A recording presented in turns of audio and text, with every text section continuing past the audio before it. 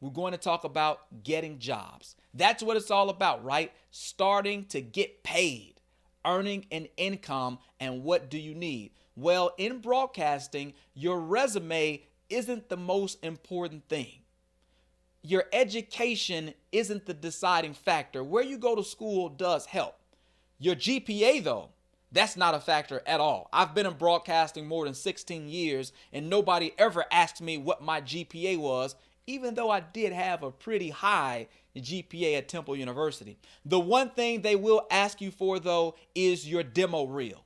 Can they see your resume reel? Can they see your resume tape? All three of those things mean the same thing. Without a resume reel, it's going to be next to impossible to get a job in broadcasting. Notice I said next to impossible, because a resume reel, that's a sample of your work. Hiring managers, news directors, they want to see how you sound, how you look, and how comfortable you are in front of the camera, and that's what your resume reel shows them. So the next step is, how do you get a resume reel? Well, there are two ways. You get one from college. If you go to a good broadcasting school, they must emphasize that you need a resume reel to apply for jobs upon graduation. You can also get one by doing an internship.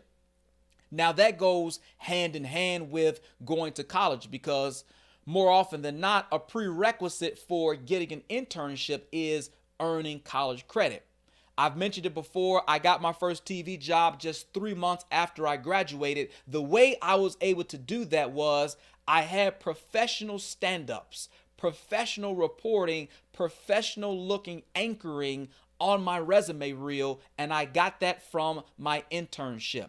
I had footage of me doing stand-ups or reporting from Philadelphia Eagles practice, me reporting from Division I basketball games and anchoring on a professional set. Understand, broadcasting is so competitive. Each year, so many different students will graduate looking for jobs, and you need to be able to differentiate yourself. You need to be able to separate yourself from the crowd, and that's what having professional reporting does. If you have clips from your college station, you might be right here. But if you have clips from an internship from a professional company, that puts you up here. I truly believe that hiring managers can visualize you working for them easier when you have professional clips.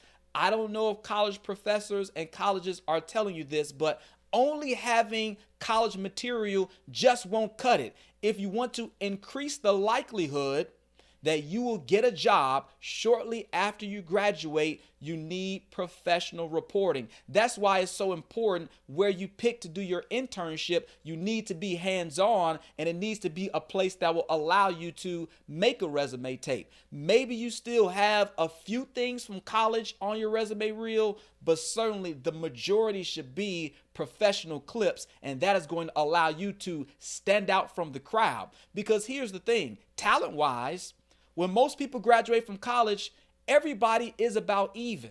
Most people are going to be raw. Most people are going to need seasoning. So any advantage that you can get in terms of how your resume tape looks, you're going to want to take advantage. So those are the tips for the people who are graduating or you're looking for your first job. This is for the people who are already in the business and they want to advance.